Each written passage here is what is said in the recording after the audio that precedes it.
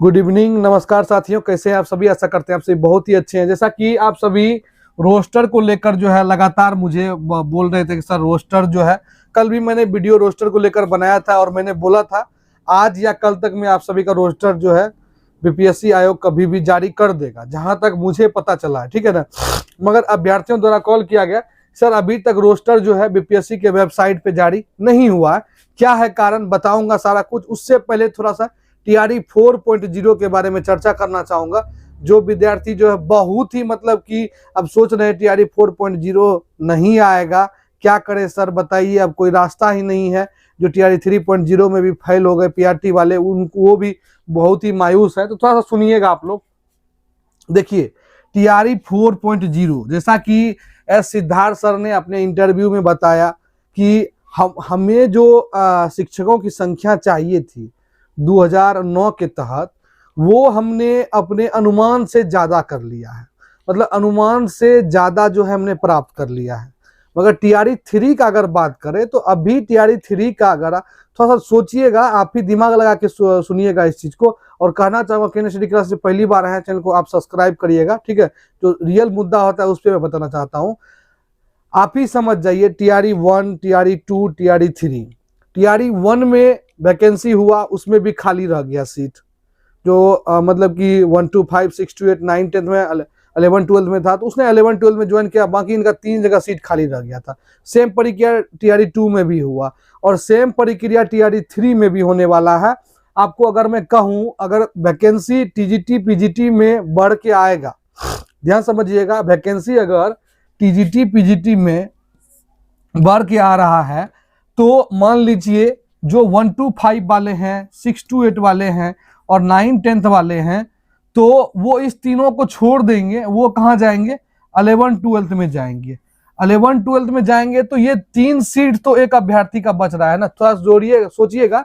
जो बोल रहे हैं ना कि टीआरई 4.0 नहीं आएगा, तो आप कृपया विद्यार्थियों को भ्रमित ना कीजिए। इस बात को आप पहले सोचिए जरा सा, उसके बाद जो है क्लियरफाई करिएगा।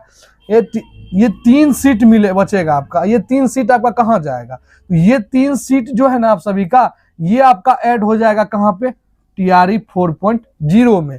अब ये 3 सीट करके कितना सीट हो जाएगा? लमसम जो है 20 से 25 हजार सीट ये हो जाएगा आपको। ऐसे ही मैं बता रहा हूं आपको, 20 से 25 हजार सीट ये हो जाएगा। बाकी सरकार ने कहा है कि हम कंप्यूटर शिक्षक का भी बहाली करेंगे, जिसका बीटेट लेंगे, बिहार टेट लेंगे, उसके बाद स्टेट, उसके बाद सुनिए, ध्यान से सुनिए, उससे पहले आप सभी का जो है एक स्टेट और होने वाला है, जो कि बोली थी बिहार बीएसबी जो है, बीएसबी जो है आप सभी को बोले थी कि स्टेट 1 और 2 लेंगे। तो 1 क्लियर हो चुका है ऑलरेडी, 2 बचा हुआ है। तो 2 जो है सरकार मतलब कि बिहार बीएसबी जो है, मतलब बिहार विद्यालय परीक्षा समिति, वो जल्द कराएगी। जिसमें कि आपको बता दें कि 1 जो, जिसमें अभ्यर्थी 1 जो निकले हैं वो क्या करेंगे, तो सरकार को लेना ही नहीं था 1। मान लीजिए बिहार स्टेट उन्होंने ले लिया, अब इतने 2 लाख अभ्यर्थी निकले हुए हैं, 2 लाख लमसम अभ्यर्थी निकले हुए हैं, वो क्या करेंगे बताइए। ये भी एक नीति है, ये भी एक प्लस पॉइंट है अभ्यर्थियों के पास। दूसरा प्लस पॉइंट देखिए कि आगे जो है इलेक्शन है, चुनाव है आगे, तो चुनाव को लेकर भी सरकार सोच रही है कि हम टीआरई 3 को जल्दी निपटा देते हैं, उसके बाद जो है हम टीआरई 4 लेंगे। मगर हाँ, ये चीज तो निश्चित है कि आपका टीआरई 4 जो है मतलब कि जनवरी तक नहीं दिखने वाला है। फरवरी में आपको हो सकता है कि पूरा ज्वाइनिंग का प्रक्रिया, मतलब कि डिस्ट्रिक्ट कोड होगा, डिस्ट्रिक्ट रिजल्ट जारी होने के बाद डिस्ट्रिक्ट कोड जारी होगा, उसके बाद ज्वाइनिंग वेरिफिकेशन होगा, डीवी होगा, ज्वाइनिंग होगा, सारा काउंसलिंग वगैरह होने के बाद फाइनल जब सब कुछ हो जाएगा तो फाइनल एक लिस्ट बनता है। हर स्कूल का एक लिस्ट बनता है, फाइनल लिस्ट बनता है। फाइनल लिस्ट जब बनेगा ना, उस लिस्ट में सीटों की संख्या देखी जाएगी, कहाँ पे सीटों की संख्या कम है, कहाँ पे सीटों की संख्या ज्यादा है, तो उसके हिसाब से आपको जो है टीआरई 4.0 दिया जाएगा, टीआरई 4.0 दिया जाएगा। जैसा कि सरकार के द्वारा कहा गया था कि हम जो है 1,60,000 वैकेंसी है, 1,50,000 वैकेंसी लेंगे।